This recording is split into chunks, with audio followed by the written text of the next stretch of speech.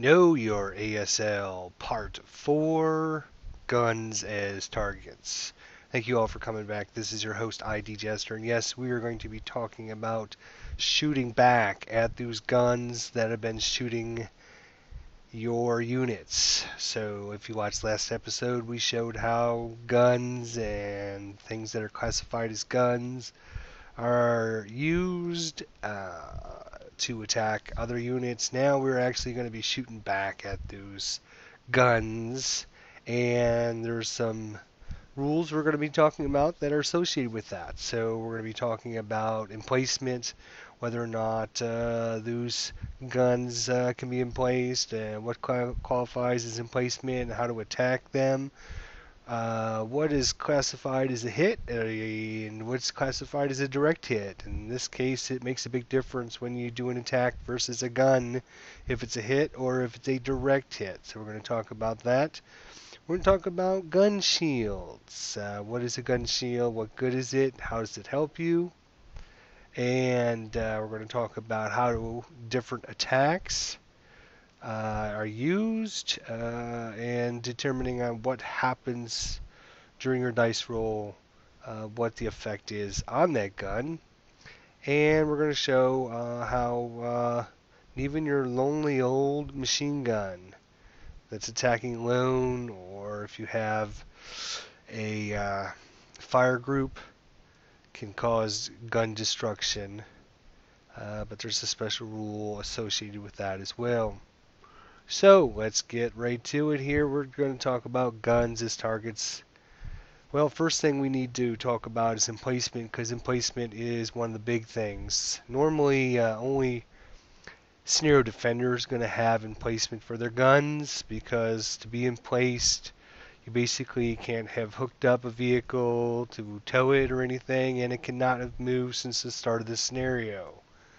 So, if your gun basically hasn't moved at all and hasn't been hooked up to be towed or anything such as that, basically emplacement is putting sandbags around or other defensive structures around your guns, maybe some camouflaging, maybe digging them down into the ground and stuff, which is going to provide you a bonus to being attacked. So obviously only guns that have been set up defensively are going to be able to get this kind of bonus. So uh, if you have to move your guns into place, or if you have to bring them on board during the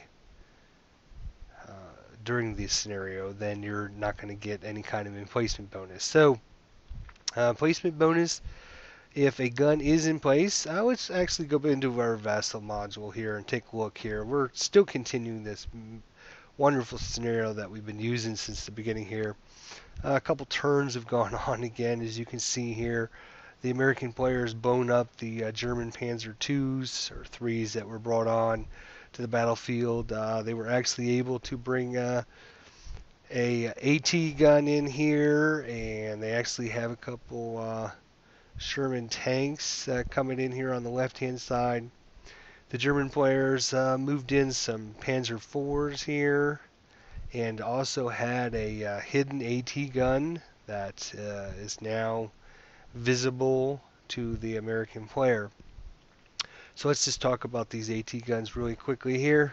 The American player obviously used a truck here to tow that vehicle in, and then once it was brought onto the map, his crew was able to manhandle it and move it along the road here and set it up into get it into position, and then used it to destroy one of the German tanks there before he was able to get his better German Panzer IVs onto the battlefield. Since this AT gun, the American gun, had to be brought on the map and moved around on the map, there's no way that this can be emplaced. It doesn't qualify for any kind of emplacement bonus. Unlike the German player who's been trying to defend this town throughout this scenario, this gun has been set up, maybe it was set up hip or hidden here in the beginning of this scenario, and now he's used it to attack or whatever, but it hasn't moved and it hasn't been hooked up or anything like that. So this definitely qualifies as an emplaced gun. So what is the bonuses and what do you get? When you go to attack an emplaced gun, you can the attacker gets to choose one of two ways to attack it. The two ways are you can use area target type. If you watched our previous video here on gun attacks, remember there are vehicle target types, infantry target types, and area target types. So when you attack an emplaced gun, the fire has the option to do it one of two ways. You can use the area target type and use the gun's target size as a 2-hit die roll modifier. Once he does that, then the plus 2 TEM for being emplaced is going to apply on the results roll of the IFT. So that's the first way you can do it. The second way is use a infantry target type, and you're going to use the plus 2 emplacement TEM and the gun's target size as 2-hit die roll modifiers. 2-hit die roll modifiers. Okay? So you're going to use area target type and just the target size as a 2-hit die roll modifier, and then you're going to add plus 2 TEM for the emplacement on the IFT table for your result, or you're going to use the infantry target type and you're going to just attack it with all the target size and the emplacement TEM, and you're going to use all those as a 2-hit die roll modifier. So there you go. For OBA and other firepower attacks, the plus 2 emplacement applies on the IFT, which in all cases, emplacement TEM cannot be used in addition to any other positive TEM. So it's one or the other. You're not going to get your emplacement bonus plus the trees or woods or anything like that. So this case here, if we have H2 here, we have the German AT gun. It's in the woods, which normally give it a plus 1 TEM, but since it's emplaced, it'd rather have the plus 2. It's not going to get a combination of the woods and the TEM for being emplaced. So he's just going to get a plus 2 as opposed to a plus 3 to his modifier there. Some things of note: gun can never be emplaced while on a paved road, a bridge, a one-way, a rooftop, or in bamboo, and you no longer receive your plus 2 TEM if you're manned by a squad. If your crew gets damaged or whatever and you have to replace them with a squad or whatever, then you lose your emplacement bonuses. This is of course in Rulebook section C 11.2, and if you look at 11.3, basically it gives some more details about whether or not emplacement counts or not. If a gun starts a scenario hooked up, manned by a non-crew unit, moves, or its manning infantry voluntarily forfeits wall advantage, it loses its emplaced die roll modifiers, and once it's lost, can never regain them. So you either have them or you don't, and if you lose them, if you have them and lose them, you can never get them back. So keeping them obviously is the most important thing. So when you're setting up as your scenario defender, you have AT guns, putting them in a position where you are going to use them the best you can without having to move them is important, so you can keep your emplacement bonuses. So the German player here, obviously, he's trying to cover this avenue of approach. Maybe he knows the American player comes in with his tanks, maybe an I-10 and D5 area, and so he's hoping to cover this road with his AT gun. Obviously, if the American brings his tanks in and starts moving them this way, and the German player has to move, manhandle his AT gun down the road or into some other hexes, then he has to take it out of his emplacement, and it's going to lose all those bonuses. So obviously, when the German player shoots at the American AT gun, American player obviously can't have this gun in place because it's moved, wasn't there to begin with, and so he's not going to get any bonuses that way. Alright, so we talked earlier, I mentioned earlier that there's actually a difference between a hit and a direct hit on a gun. So what happens is once you're going to secure a hit, you're going to roll on the IFT table to determine the effect on the crew and the gun. If the final die roll results in a KIA versus the gun is considered to have taken a direct hit and is destroyed along with its manning infantry. If it results in a K results, then the actual strike does not strike the gun, rather a gun causes it to malfunction and causes casualty reduction to its manning infantry. So again, a lot of wording and everything to try and clarify exactly what it means. Let's just quickly show you here. It is, unlike a lot of the other scenarios, the German player actually does take turns in this game. Yes, he does. I know it's kind of weird, but it is the German. We can see the German prep fire phase here. So the German player now decides, okay, well, I've got my tank. I've moved it up maybe last turn, and now it's time to fire at this AT gun here. So all it's going to do is it's going to use the same procedure, because remember, tank is basically just a gun on wheels, so it still does the same basic principles anyways of the two-hit process. And then once you secure a hit, you're going to determine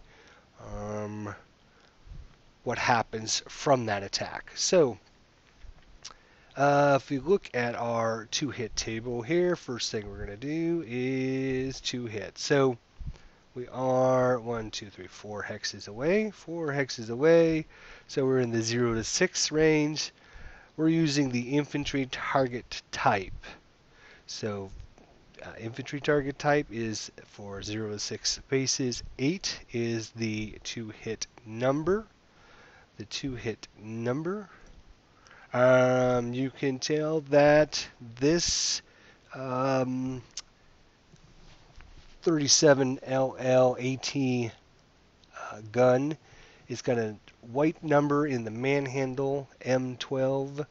White means it's a small target type. If it's white background, if it's a red background, that means it's a large target type. So you're going to get a penalty to hit the small target. So it's a +1 to attack small target to your dice roll. So it was originally 8, but you're going to add +1 to your dice roll. And you would roll 2 dice to try to secure a hit, and we will do that. And we rolled a 5 and a 6, 5 on the colored dice, 6 on the white dice. That is an 11. 11 plus 1 is 12. 12 is greater than the two-hit number of 8. So that is a miss. And that's as simple as it goes. It uses the two-hit process again. Yada, yada, yada. Let's just assume the German player rolled a little bit better, so we can get a result here that, here we go, 5 plus 1. He rolls a 5 on the colored dice, 1 on the white dice is 6. 6 plus 1 for the small target size is 7. 7 is less than the two-hit number of 8. less than or equal to, I guess I should say. So it is secured a hit on this space here. And now what he's going to do is go on to the IFT table. He is going to look at the caliber of his gun, which is a 75L. He's going to go to the 75 column table here, which is the 12 table. And remember, if we look at our little cheat sheet here, we haven't actually gone through this, but based on whether you're using ordnance, bombs, OBA, machine guns, small arms fire, IFT, flamethrowers, Molotovs, overruns, DCs, you're going to use different chart. But basically, if you get a final KIA result, usually that's going to eliminate the eliminate the gun, or destroy the gun possibly. If you get a K result, it can possibly cause malfunction of the gun or no result. And if you get a critical hit, then you're usually possibly, depending on what you're going to use, you could eliminate it as well. So what we're looking for back on our table here is we're 75 millimeters, so we're on the 12 column. What we're looking for is a KIA result on the resulting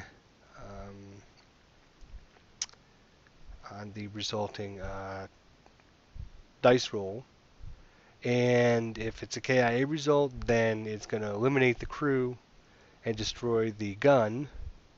And if you get a K result, then it's going to casually reduce the crew and it's going to malfunction the weapon. So obviously we're looking for a 2 or a 3 on this table. And let's just roll the dice to see what we come up with here. And so he rolls a 4 plus 1, he rolled a 5. So a 5 on the 12 table is going to be a 2MC. But before we finish this process, we need to look at another rule, which is going to be gun shields. Okay, we just talked about getting a direct hit. Well, there are gun shields on all AT and INF guns. So any AT guns or INF guns. I'm not sure where I have any on the board. Nope, just a couple AT guns. This is an ART gun. This would not have a gun shield. So just the AT or the INF guns have a gun shield. And basically what that is it's a metal plating in front of the gun that's going to help deflect some incoming bullets to it. And it's going to just protect their manning crew. Any other infantry in the hex doesn't get any kind of bonuses or anything like that. All it's going to do is protect the crew that's manning the gun shield. And it has to be an attack which originates through its covering arc. So for example, if we look back at our example here, we have an AT gun here. Our covering arc is going to be W6, V5, U5. So this right there, W7, V7, U8, T8 through there. So any attack that comes through that is going to come through our covering arc, and it's going to be protected with our gun shield. If an attack comes from, say, W8, that is not in our covering arc. So if attack comes this way, we would get no bonuses for the gun shield. Or and even if we look down a little bit farther, if we go to, say, U10 here, somebody was to attack us from U10 and shoot up this way, it's not in our covering arc, so we would not get any kind of bonus for our gun shield. Basically, what it's going to do here, other infantry in the same hex receive no bonuses from the gun shield. If you're moving the gun or pushing it, you get no bonuses. That's obvious. The only time you're going to get a bonus is when you're actually behind the shield shooting the gun. It's going to give basically it add a +2 to the effective die roll of fire versus that manning crew. Um,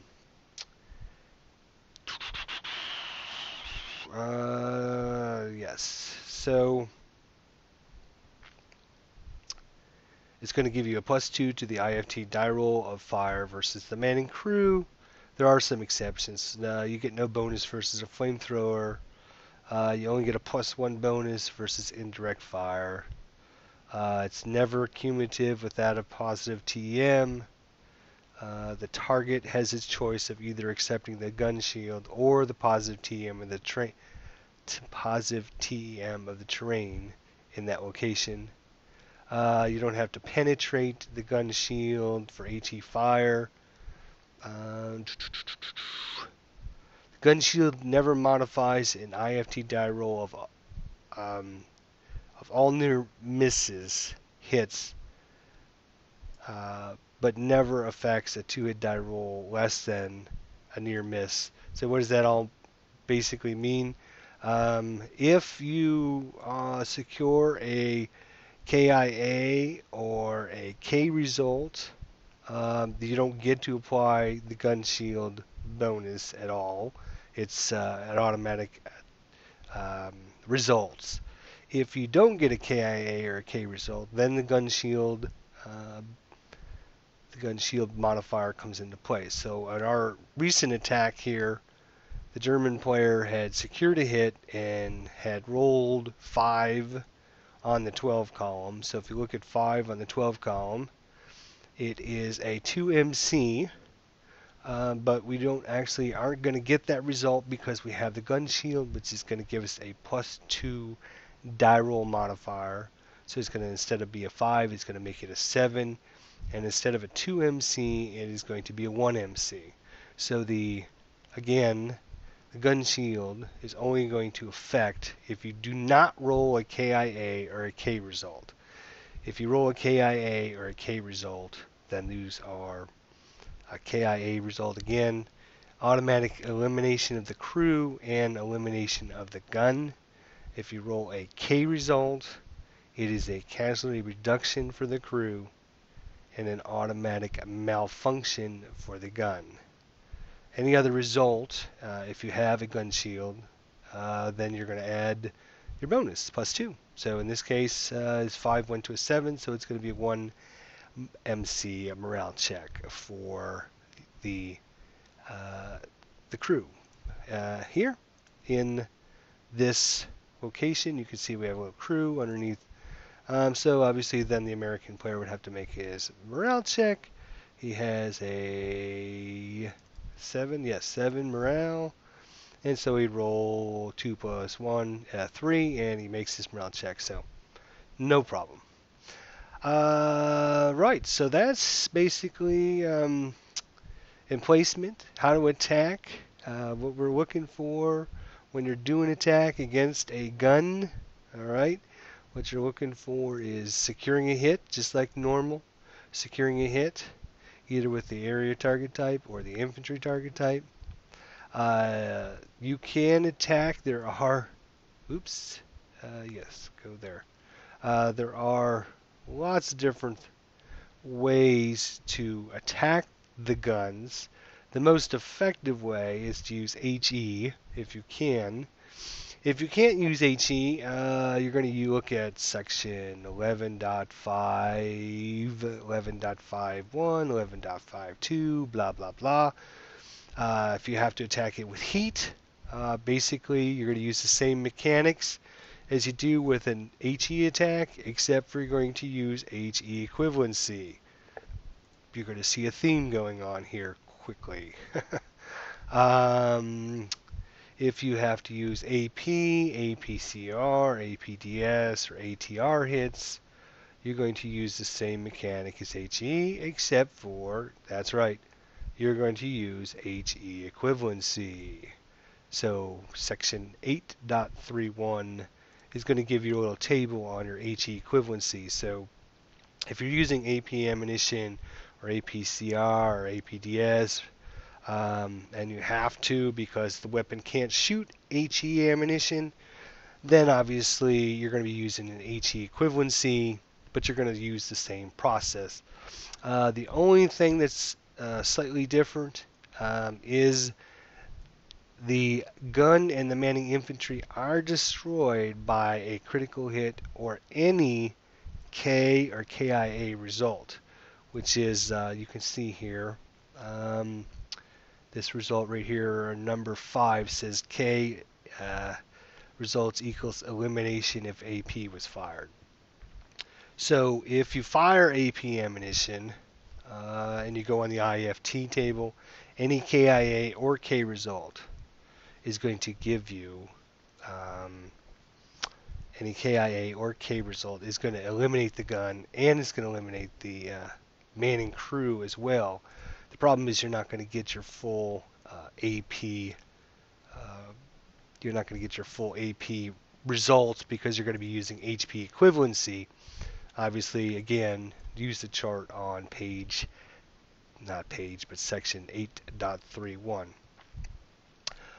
Machine gun that attacks alone, an ATR attacks versus small arms, an ATR machine gun that attacks as a fire group can still cause gun destruction only per section A 9.74. Section A 9.74. So let's talk about that really quickly here. We got another example set up here.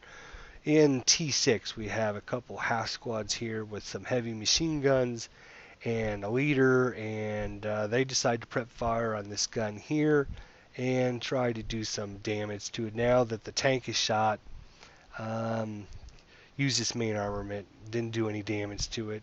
Don't forget, the gun, the vehicle still has some machine guns that it could use, but we'll get to that if we have to. But let's look at using these heavy machine guns here.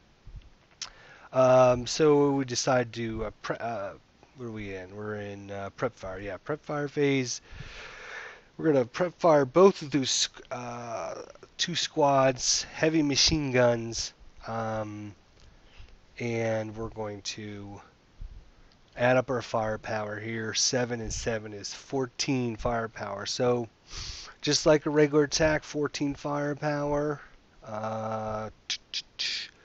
We've got a size modifier of -1 and I'm sorry, a size modifier +1 because it's small target, and the gun shield obviously. So we got going to add +3 to our attack. It's 14 firepower. 14, there is no 14 column, so we go to the highest column that doesn't go over. In this case, it's a 12 column, so we're going to use the 12 column. We're going to add +1 for the size, +2 for the gun shield is +3 to our attack, and we're going to simply roll the dice. We get a 4, 5, 6 plus 3 is 9 on the 12 column, and that's going to give us a normal morale check. Normal morale check, and in that case, a normal morale check is going to be rolled for the squad, and the American player rolls. He rolls a 5 and passes his morale check. So these Americans are hunkered down behind the gun shield, and you can see that definitely shooting against a gun shield a little bit harder than no other terrain bonus. It is a small target, but besides that, they've taken 2 pretty good attacks at it, and both of them have failed to do anything. When we look at that section, though, sometimes the dice rolls work well and sometimes they don't. But basically, if a machine gun attacks alone or is part of a fire group, blah, blah, blah, it can cause gun destruction only per section A 9.74. If you look at that section, basically what happens is when you get a K result, and the K result is a unit that has, now let's look at the rule. When the final KIA result occurs on the IFT and that unit possesses a SW or a gun, okay, you're going to, when that unit's eliminated, you're going to roll a die. If it's that unit's eliminated by a KIA, after random selection, don't forget that. After random selection, if that unit's eliminated by a KIA result and it possessed a SW or gun, you're going to roll a uh, dice roll, a die roll, I guess I should say. And if the final die roll is a KIA, that gun is eliminated. If it's a K result, that SW or gun is malfunctioned. So what would happen is if, for whatever reason, these two heavy machine guns here got a result that was a KIA result from that crew there, because that crew was KIA'd, you would roll on whatever table it was. In this case, we had 14 firepower, so we're on the 12 table. We'll roll a single die, and if the result is a KIA, the gun's eliminated. And if it's a K result, then the gun is malfunctioned. So let's say for just simplicity's sake here, these two heavy machine guns, they rolled a KIA result. There is no random selection because there's only this one unit. This crew here, I gotta get rid of that. This crew is eliminated with the KIA result, so it's eliminated. Since it was eliminated with a K result, we roll a single die on the same column, and single die, there we are. Roll the 4, so we look at the 4 on the 12 column is a 3MC. So nothing happened to the weapon. If we would have rolled a 1 or a 2, it would have eliminated the weapon. A 3 would have malfunctioned the weapon. 4, 5, 6 does nothing to the weapon. So that's what that section of the rulebook 9.74 does. Any unit that's eliminated by a KIA result that possessed a SW or gun when it was KIA'd, you roll a single die, and then if the die is a final roll of a KIA, it's eliminated. If it's a K result, it's malfunctioned. There are some other there's some other rules. If it happens as part of an overrun, if it's unnumbered, blah blah blah. There's some weird little things that apply to this rule, but for general purposes, just think of a unit that's eliminated by a KIA result that possessed a gun, not just as a support weapon, but a gun. Then you're gonna roll a die, and if the final die is a KIA, it's eliminated. If it's a K result, then it's malfunctioned. So that's how your just your regular Joe squads or your firepower or your machine guns can still eliminate a gun if they get a KIA result against the crew that possessed the gun at the time. It can do that. So let's see, what else do we have to cover on this here? Random selection, gun, the infantry target type, which is what we were using. There's just a refresher from last time. You must be shooting HE ammunition. It can only be used against unarmored targets. All AFVs are immune to damage. All other enemies in the location can be hit with a single IFT die roll. Alright, there's a little chart here, 11.6 destruction table. Kind of gives you an overview of all these rules that we talked about. Basically trying to secure a hit. Once you secure a hit, then you're going to use the IFT to try and get a KIA result or a K result. Guns that can be emplaced are going to get bonuses against attacks. Um, Gun shields, if you have an AT gun or an INF gun, you're going to get protection against your crew, um, as long as it's coming from your covering arc. And that's pretty much, I think, what I wanted to cover on this section, and how to attack vehicles, how to attack guns.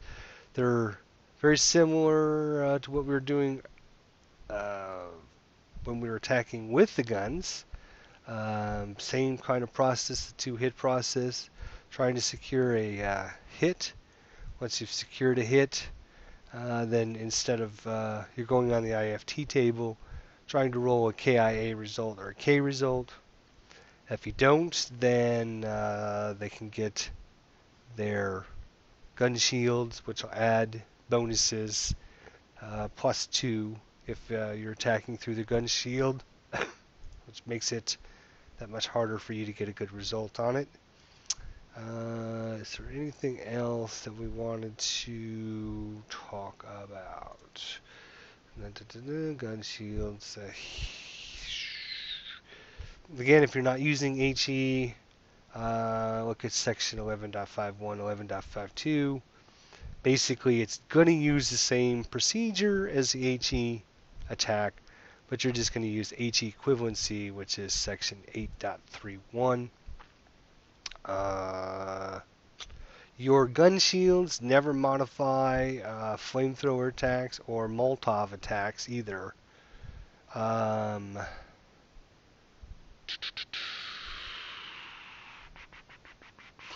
Your gun shield also modifier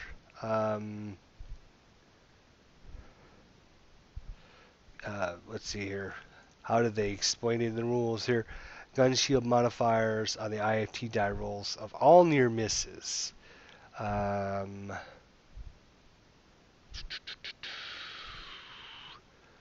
But they don't affect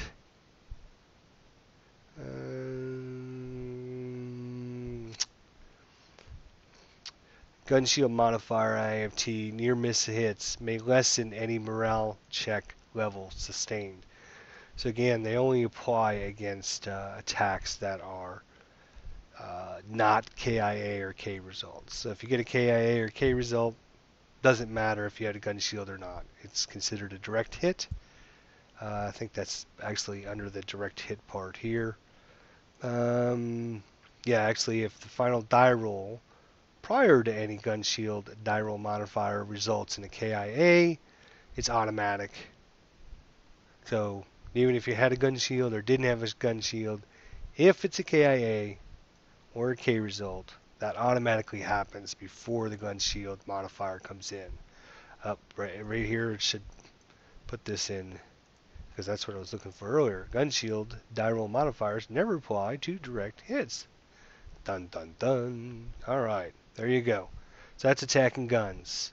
Hopefully this helps, and hopefully you've learned some things about how to attack them and what you can do and how best to do it and how best to keep your guns from getting destroyed from these pesky enemies. So we'll talk with you soon. Thank you all for joining us. This is part 4 of Know Your ASL, Guns as Targets. Hope for part 5 soon.